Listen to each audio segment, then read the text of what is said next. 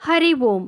கிருஷ்ணனின் கீதையின் ஒரு துளி என்கின்ற இந்த யூடியூப் சேனலை பார்த்து கொண்டிருக்கும் அனைத்து சகோதர சகோதரிகளுக்கும் அடியேனின் அன்பான வணக்கங்கள். இன்று அகோரிகளை பற்றி நாம் பார்க்க இருக்கிறோம்.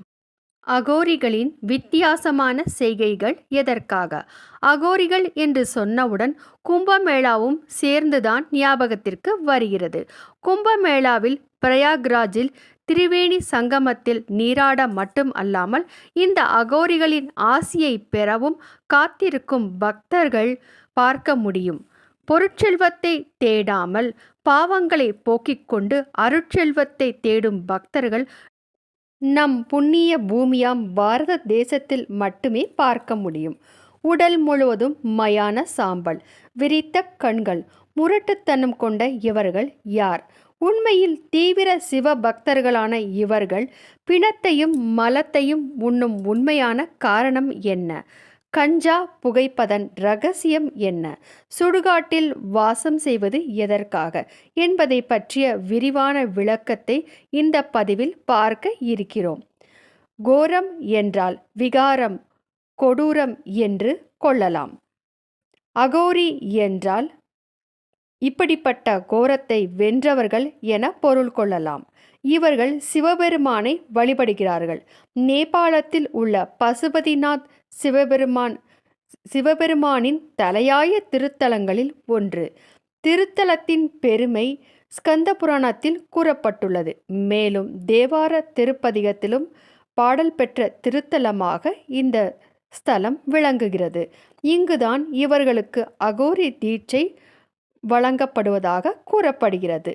தீட்சை பெற்ற இவர்கள் செய்யும் முதல் காரியம் தனக்குத்தானே செய்து கொள்ளும் இறுதிச் சடங்கு. தன்னை இந்த உலக மக்கள் சமுதாயத்திலிருந்து விலக்கி கொள்ள செய்யப்படுவதே இந்த சடங்கு. மண்ணுக்குள் அடங்கப் போகும் தன் உடலையும் மண்ணையும் ஒன்றாக பார்ப்பதால் தான் இவர்கள் ஆடையை துறக்கிறார்கள். ஒரு அகோரி சிவனை அடையும் பொருட்டு செய்யும் காரியங்கள் மிக மிக கடுமையானவை. ஆனால் இவர்கள் இதை விரும்பி ஏற்றுக்கொண்டு சாதனையை தொடர்ந்து செய்தால் இறுதியில் வெற்றி பெறலாம். ஒரு அகோரி தன் சாதனைகளை தொடர்ந்து செய்து முழுமை அடைய 12 வருடங்கள் ஆகிறது. இவர்கள் காசியில் மயான பைரவரையும் மயான காளியையும் வழிபடுகிறார்கள். இரவில் இவர்களின் பூஜை நடைபெறுகிறது. ரிக், யசுர், சாம, அதர்வண வேதங்களில் இவர்கள் அதர்வண வேதங்களில் கூறப்பட்டதை கடைபிடித்து சிவ சித்தி அடைகிறார்கள். மாந்திரீகம், தாந்திரிகம் அதர்வண வேதங்களில் அடங்கும். பிரத்யங்கரா தேவிக்கு கோவில்களில் செய்யப்படும் மிளகாய் ஹோமம் தாந்திரிக முறைப்படி செய்யும் ஹோமம் ஆகும். இந்த ஒரு மிளகாயை நெருப்பில் போட்டாலே அதன் நெடி நம்மால் தாங்கிக் கொள்ள முடியாது. ஆனால் மூட்டை மூட்டையாக பிரத்யங்கராவிற்கு போடப்படும் யாக குண்டத்திலிருந்து சிறிது கூட மிளகாய் நெடி வருவதில்லை. இதுதான் இறை சக்தி. அகோரிகளுக்கு தலை முதல் கால் வரை எல்லா உறுப்புகளும் ஒன்றே. இவர்களுக்கு நல்லது, கெட்டது, அழகு, அசிங்கம் இந்த எதிலும் பாகுபாடு என்பதே கிடையாது. கையையும் காலையும் சமமாக பார்ப்பவர்கள் இவர்கள். எனவே இவர்கள் காலால் மிதித்து ஒரு சிலரை ஆசி வழங்குவதையும் பார்த்திருக்கிறோம். அது எப்படி கையையும் காலையும் ஒன்றாக நினைப்பது? ஒரு முறை ஔவையார் இமயமலை அடிவாரத்தில் திருக்கைலாய மலைக்கு எதிரே காலை நீட்டிக்கொண்டு அமர்ந்திருக்க அங்கே வந்த நாரதர், நீ எப்படி கைலாய மலைக்கு எதிரே காலை நீட்டிக்கொண்டு அமரலாம் என கேட்க, என் அப்பன் இல்லாத இடத்தை கூறு, எங்கும் நீக்கமர நிறைந்திருக்கும் என் ஈசனை நான் பார்க்கிறேன், அப்படியிருக்க எங்குதான் நான் காலை நீட்டிக்கொள்வது என்று கேட்க, அவருக்கு தெரியும் கையும் காலும் ஒன்றே என்று. இதில் பாகுபாடு எதுவும் இல்லை என்றும் பதில் கூறினார். சிவனுடன் ஐக்கியமாக நினைக்கும் இவர்கள் தன்னையும் சிவமாகவே சிவனின் அங்கமாகவே பாவிக்கிறார்கள். சிவனை அடைய பல முறைகள் இருப்பினும் இவர்கள் தேடிச் செல்வதோ ஒரு முறை. இவர்கள் பல சித்துக்களை புரியும் சிவபக்தர்கள். பெரும்பாலும் வியாசர் காசியில் இருக்கும் இவர்கள் இரவில் மயான பூஜையை முடித்துவிட்டு கிளம்பி விடுவார்கள். கிடைப்பதை சாப்பிடுவார்கள். உண்மையான அகோரி யாரிடமும் யாசகம் கேட்பதில்லை. சிவனை அடையும் பொருட்டு கடுமையான பிரயத்தனத்தை மேற்கொள்கிறார்கள். சிவனைப் போல் என்னை செய்திடுவதுன் கடனே சிவசத்குருநாதா சிவசத்குருநாதா என்ற கந்தகுரு கவசத்தின் பாடல் வரிகளுக்கு இணங்க சிவனாய் தன்னை பாவிக்கும் இவர்கள் படும் கஷ்டங்களோ கொஞ்ச நஞ்சமல்ல. ஆனால் இவர்கள் ஏன் மனித சடலத்தை உண்ண வேண்டும்? ஏன் மலத்தை உண்ண வேண்டும்? ஏன் கஞ்சா புகைக்க வேண்டும்? இதில் கஞ்சாவை பற்றி முதலில் பார்ப்போம். ஒருமுறை சங்கராச்சாரியார் திவ்ய தேசங்களை காண வடக்கே நோக்கி பிரயாணத்தை மேற்கொள்ள அவர் பின்னே பல சீடர்களும் சென்றார்கள். அப்போது ஒரு கிராமம் வர அங்கே பலர் மது அருந்தி கொண்டு இருந்தார்கள். அதை பார்த்த சங்கரர் அவர்களுடன் சேர்ந்து ஒரு பானை மதுவை மடபடவென குடித்து நடக்க ஆரம்பித்தார். அதை பார்த்த சிஷ்யர்கள் தன் குருவே மது அருந்தினார், ஆகவே மது அருந்துவது தவறில்லை என நினைத்து அடுத்த கிராமத்தில் எல்லோரும் தன் குருவைப் போலவே மது அருந்தினார்கள்.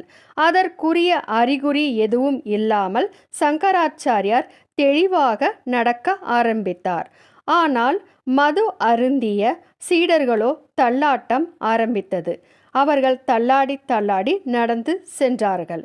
இப்படியே சென்று அடுத்த கிராமத்தை அடைந்தார்கள். அப்பொழுது இரும்பை வார்த்து உருக்கி பொருட்களை செய்யும் ஒரு தொழிலாளியின் வீட்டிற்கு சென்று அவர் வார்ப்புகளில் ஊற்றுவதற்காக உருக்கி வைத்திருந்த இரும்பு குழம்பை அப்படியே எடுத்து குடித்து விட்டார். சிஷ்யர்கள் விக்கித்து போய் நின்றார்கள். எவ்வாறு சங்கரரால் இரும்பு வார்ப்பை குடிக்க முடிந்தது? அதை தெரிந்து கொள்வதற்கு முன்னால் அடியேன் ஒரு சிறிய விஷயத்தை உங்களிடம் பகிர்ந்து கொள்ள விரும்புகிறேன். அடியேன் பகவத்கீதை முழுவதையும் கதையாக கூறி வருகிறேன். அது மட்டும் அல்லாமல் தினசரி பூஜை, வரலட்சுமி பூஜை, சத்யநாராயண பூஜை, விநாயகர் சதுர்த்திக்கு பூஜை எப்படி செய்வது போன்றவற்றை ஆவாகனம், சோடச உபச்சாரம், சங்கல்பம், நெய்வேத்தியம் போன்ற முறையான பூஜை முறைகளுடன் வீட்டிலேயே எளிமையாக செய்வது எப்படி என சொல்லிக் கொண்டு இருக்கிறேன். மேலும் பல இதுவரை யாரும் சொல்லாத ஆன்மீக விஷயங்களை பற்றியும் சொல்லிக் கொண்டிருக்கிறேன். அதற்கு அடியேனுடைய சேனலை கொஞ்சம் சப்ஸ்கிரைப் செய்து பார்க்கும்படி கேட்டுக்கொள்கிறேன். அது மட்டும் அல்லாமல் ஃபேஸ்புக்கில் பார்ப்பவர்களாக இருந்தால் ஃபாலோ செய்து கொள்ளும்படி கேட்டுக்கொள்கிறேன். இப்போது எப்படி இரும்பு வார்ப்பை சங்கரர் குடித்தார் என்பதை பற்றி பார்ப்போம். இவர் அஷ்டமா சித்திகளை அடைய பெற்றவர். ஒரு முழுமை அடைந்த அகோரியும் அஷ்டமா சித்தியை அடைந்தவர் ஆகிறார். அது என்ன அஷ்டமா சித்தி? அஷ்டம் என்றால் 8. 8 வகையான சித்தியை அடைந்த ஒருவர் சிவனாவது என்பது உறுதி. அனிமா, மகிமா, லகிமா, கரிமா, பிராகாமியம், வசித்வம், பிராப்தி, ஈசித்வம் என்ற 8 வகை சக்திகள்தான் அஷ்டமா சித்திகள் எனப்படும். இதை அடைந்தவன் கடவுளுக்கு நிகரான சக்தியை கொண்டவனாக கருதப்படுகிறான். கடவுளுக்கு நிகரான சக்தியா? அப்படியானால் அவை எப்படிப்பட்ட சக்திகள் என்பதை பார்ப்போம். அனிமா என்பது அணுவை விட சிறியதாக ஆகும் சக்தி. மகிமா என்பது பல மடங்கு பெரியதாக ஆகும் சக்தி. லகிமா என்பது உடல் எடையை குறைத்து காற்றை விட லேசாகும் சக்தி. கரிமா என்பது பல மடங்கு உடல் எடையை கூட்டி கனக்கும் சக்தி. பிராகாமியம் என்பது தன் உடலின் உயிரை பிரித்து பிற இறந்த உடலில் புகுந்து உயிர் பெற்று எழுந்து கூடுவிட்டு கூடுபாயும் சக்தி. வசித்வம் என்பது பல வகையில் பிறரை மயக்கி பிறரை வசியப்படுத்தும் சக்தி. பிராப்தி என்பது எண்ணியதையெல்லாம் ஈடேற்றிக் கொள்ளும் சக்தி. ஈசத்வம் என்பது மேலே கூறப்பட்ட 7 சித்திகளையும் அடைந்த பின் ஈசனோடு ஒன்றாக இணையும் சக்தி. ஹரியும் சிவனும் ஒன்று அல்லவா? இப்படிப்பட்ட சித்தியை கையாண்டவரே பகவான் கிருஷ்ணர். அது எப்படி என்று பார்ப்போம்.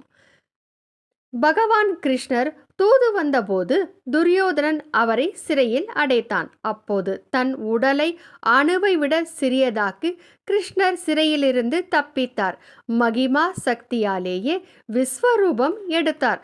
லகிமா சக்தியால் கோவர்தன மலையை எடை குறையச் செய்து லேசாக்கி அம்மலையை குடையாக பிடித்து இந்திரனால் ஏற்பட்ட புயல் மழையிலிருந்து பிருந்தாவன மக்களை காப்பாற்றினார். கரிமா சக்தியால் சிறு குழந்தையாக இருந்த போதும் தன் உடல் எடையை ஒரு மலையின் எடையை விட கூட்டி பூதகியின் மார்பில் அமர்ந்து அவளை வதம் செய்தார். பிராகாமியம் என்ற சக்தியால் தான் அபிமன்யுவின் மனைவி உத்தரையின் கருவில் இருந்த குழந்தையை அஸ்வத்தாமன் பிரம்மாஸ்திரத்தை உபயோகித்து கொன்றபோது அந்த சிசுவிற்கு தன் பராக்கிரமம் பொருந்திய உடலிலிருந்து ஒரு சிறு துளி ஆன்மாவை செலுத்தி மீண்டும் உயிர் பெறச் செய்தார். வசித்வ சக்தியை கொண்டு தன் குழலோசையால் கோபியர்களை மயக்கி ஆட்கொண்டார். பின் தான் எண்ணியவை அனைத்தையும் பிராப்தி என்ற சக்தியால் நிறைவேற்றி கொண்டார். கடைசியில் வேடன் ஒருவன் அம்பெய்து உயிர் நீத்த கிருஷ்ணர் ஈசுத்வ சக்தியால் மீண்டும் வைகுண்டத்தை அடைத்தார். இவ்வாறு அஷ்டமா சித்தியை கொண்டே மக்களை கவர்ந்தவர் பகவான் கிருஷ்ணர்.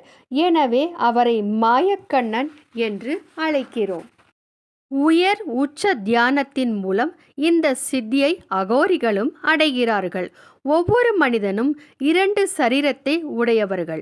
ஒன்று சூட்சும சரீரம், மற்றொன்று காரண சரீரம். காரண சரீரமே நாம் கண்களில் பார்க்கக்கூடிய இந்த உடலாகும். சூட்சும சரீரம் நம்முடைய கண்களுக்கு தெரிவதில்லை. இந்த சூட்சும சரீரத்தில் மூலாதாரம், சுவாதிஷ்டானம், மணிபூரகம், அநாகதம், விசுத்தி, ஆக்ஞை, சகஸ்ரதளம் ஆகிய 7 சக்கரங்கள் மனிதனின் உடலில் உள்ளது. இந்த ஒவ்வொரு சக்கரமும் ஒவ்வொரு சக்தியின் பிறப்பிடமாகும். மூலாதாரம் முதுகுத்தண்டின் முடிவில் உள்ளது. அதற்கு சற்று மேல் வீரியத்திற்கான இடத்தில் சுவாதிஷ்டானம் உள்ளது. அதற்கு மேல் நாபிஸ்தானம் மணிபூரகத்தின் இருப்பிடமாகும். அநாகதம் இருதயம் உள்ள இடமாகும். விசுத்தி கழுத்து பகுதியில் உள்ளது. ஆக்ஞை பூர்வ மத்தியில் உள்ளது. சகஸ்ராரம் உச்சந்தலையில் மேல் பகுதியில் உள்ளது. இந்த சகஸ்ராரத்தில் இருந்துதான் உடலில் உள்ள 72,000 நாடிகளும் துவங்குகின்றன. இந்த நாடிகள் தான் ஆகாயத்திலிருந்து காஸ்மிக் சக்தியை தியானத்தின் போது கிரகித்து உடலில் உள்ள எல்லா பகுதிக்கும் கொண்டு செல்கிறது. இந்த சக்தியே சக்கரங்களை எழுப்பும் சக்தியாகும். மனித தேகத்தில் மிக முக்கியமாக கருதப்படும் 3 நாடிகள் இடகலை, பிங்கலை, சுசும்னை ஆகும். இதில் இடகலை சந்திரனாகவும், பிங்கலை என்பது சூரியனாகவும், சுசும்னை என்பது அக்னியாகவும் குறிப்பிடப்படுகிறது. இந்த இடகலை, பிங்கலை நாடிகளை சரம் என்ற மூச்சின் சுவாசம் வாயிலாக அறியலாம். சுசும்னை என்ற நாடியை முதுகெலும்பை பற்றி கொண்டு மூலாதாரத்திலிருந்து ஹிருதயம் வரை வந்து தலை உச்சியில் உள்ள சகஸ்ராரத்திற்கு செல்கிறது. இந்த சுசும்னை சக்தியைத்தான் சாம்பவி சக்தி என்று ரிஷிகளும் சித்தர்களும் குறிப்பிடுகிறார்கள். மூலாதார சக்கரத்தில் உறங்கிக் கொண்டிருக்கும் குண்டலினி என்கின்ற பாம்பினை எழுப்புவதே யோகத்தின் முதல் நிலை ஆகும். ஒரு நாளுக்கு 3 மணி நேரம் என்று 12 வருடங்கள் தொடர்ந்து தியானம் செய்ய உறங்கிக் கொண்டிருக்கும் குண்டலினியை எழுப்ப முடியும். பல ஆண்டுகள் கடின உழைப்பிற்கு பிறகு மூலாதாரத்தில் முக்கோண வடிவ சக்கரத்தின் மையத்தில் சுருண்டு படுத்திருந்த குண்டலினி எழுப்பப்படும். பாம்பு எழுந்து சுசும்னா நாடி வழியாக மேல் நோக்கி நகரும். உடலின் மூலாதாரத்திலிருந்து கிளம்பிய குண்டலினி பாம்பு போல் நெளிந்து மேல் நோக்கி நகர்ந்து சுவாதிஷ்டானத்தை அடையும். பின் மீண்டும் பாம்பு போல் நெளிந்து சென்று குண்டலினி நாபிஸ்தானத்தில் உள்ள மணிபூரகத்தை அடையும். பின்னர் மீண்டும் பாம்பு போல் நெளிந்து சென்று மேலே சென்று அநாகத சக்கரத்தை அடையும். பின் மேலெழும்பிய குண்டலினி கழுத்தில் உள்ள விசுத்தி சக்கரத்தை அடையும். அதற்கு பிறகு ஆக்ஞா சக்கரத்தை ஒளியூட்டி கடைசியில்தான் சகஸ்ராரம் என்கின்ற இடத்தை அடையும். இந்த குண்டலினி சகஸ்ராரத்தை அடைந்தவுடன் 1000 இதழ்களை கொண்ட சகஸ்ரார சக்கரம் மலரும். அப்போது உடலில் ஏற்படும் ஆனந்த அனுபவத்தை வார்த்தைகளால் விளக்கி கூற முடியாது. அந்த ஆனந்தம் நாம் இந்த உலகில் ஜனனம் எடுத்துள்ள உடல் சம்பந்தப்பட்ட ஐம்புலன்களுக்கு அப்பாற்பட்ட ஒரு ஆனந்தமாக இருக்கும். ஜீவர்களின் உடலானது தளர்ந்து உயிர் பிரியும் போது பிராணன் பிரம்ம நாடியில் பிரவேசிக்க வேண்டும். மாறாக மற்ற நாடிகளில் பிரவேசித்தால் மீண்டும் பிறவியானது ஏற்படும். இப்படி குண்டலினியை எழுப்பி சகஸ்தாரத்திற்கு கொண்டு செல்வதும் மீண்டும் குண்டலினியை மூலாதாரத்திற்கு கொண்டு வருவது என்பது அதி தீவிரமான சாதனைகளால் மட்டுமே அடைய முடியும். இது உயிருடன் விளையாடும் விளையாட்டாகும். இந்த சாதனையின் போது உடலை விட்டு உயிர் பிரிந்துவிட்டால் அவர்களுக்கு மறுபிறவியானது ஏற்படுகிறது. இந்த சாதனையின் தீவிரத்தை உடல் தாங்கிக் கொள்ளவும் உடலை விட்டு உயிர் பிரியாமல் இருப்பதற்காகவும் இவர்கள் அதி தீவிர உணவான பயங்கர தாமச உணவான பிணத்தை இவர்கள் உண்கிறார்கள். ஆனால் இது இறைவனை அடைய முயற்சி செய்யும் எல்லா யோகிகளுக்கும் பொருந்தாது. அகோரிகளின் சாதனைக்கு மட்டுமே ஏற்றது. ஒரு சடலத்தை எரிக்கும் போது அந்த சடலத்திலிருந்து வெளிவரும் உயிர் சக்தியை இவர்கள் தங்களின் சாதனைகளுக்கு பயன்படுத்தி கொள்கிறார்கள். இவர்கள் மயானத்தில் பூஜை செய்கிறார்கள். இவர்கள் உடலின் மீது அமர்ந்து தியானம் செய்வதும் இதற்காகத்தான். இளவயதில் இறந்து போன ஒரு பிணத்திடம் இருந்தே இவர்கள் இந்த பிராண சக்தியை பெறுகிறார்கள். சிறு குழந்தைகளும் முதியவர்களும் இவர்களின் கணக்கில் இல்லை. குழந்தைகள் தெய்வங்களாகவே கருதப்படுகின்றனர். உடலில் தமஸ் சக்தி இருந்தால்தான் பிராணன் உடலை விட்டு வெளியேறாது. எனவே தான் உடலில் தமஸ் சக்தியை அதிகரித்து கொள்வதற்காகத்தான் கஞ்சாவையும் புகைக்கிறார்கள். ஒரு உடல் விறகின் மூலம் எரியூட்டப்படும் பொழுது அந்த உடலானது முழுவதும் எரிய 2.5 மணி நேரம் முதல் 3 மணி நேரங்கள் வரை ஆகும்.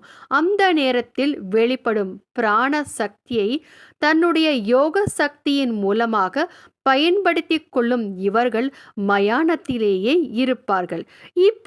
இப்படியெல்லாம் தீவிர சாதனைகள் புரிந்தாலும் இதில் வெற்றி பெறுவது என்பது, வெற்றி பெற்று ஈசனை அடைவது என்பது மிகச் சிலரே. இருந்தாலும் சிவனை அடைய இவர்கள் தங்கள் வாழ்நாள் முழுவதையும் அர்ப்பணிக்கிறார்கள். இவர்களின் மரணம் வரையிலான கடுமையான சாதனைகள் போற்றத்தக்கதே. முக்காலத்தையும் உணர்ந்த இவர்கள் தான் இந்த உலகத்தை செல்லும் நாள் என்ன என்பதையும் தெரிந்து வைத்து இருக்கிறார்கள். அந்த நாளில் ஜீவசமாதி அடைய நினைக்கும் இவர்கள் தனக்கு தானே குழிபறித்து கொண்டு அந்த குழியில் சென்று அமர்ந்து தியான நிலையில் இருந்து இறைவனை அடைகிறார்கள், சிவத்தை அடைகிறார்கள். அதற்கு பிறகு அவர்களின் மேல் சமாதியானது எழுப்பப்படுகிறது. இல்லாவிட்டால் ராமர் லக்ஷ்மணர்கள் ஜல சமாதி அடைந்ததைப் போல இவர்கள் ஜல சமாதியும் அடைகிறார்கள்.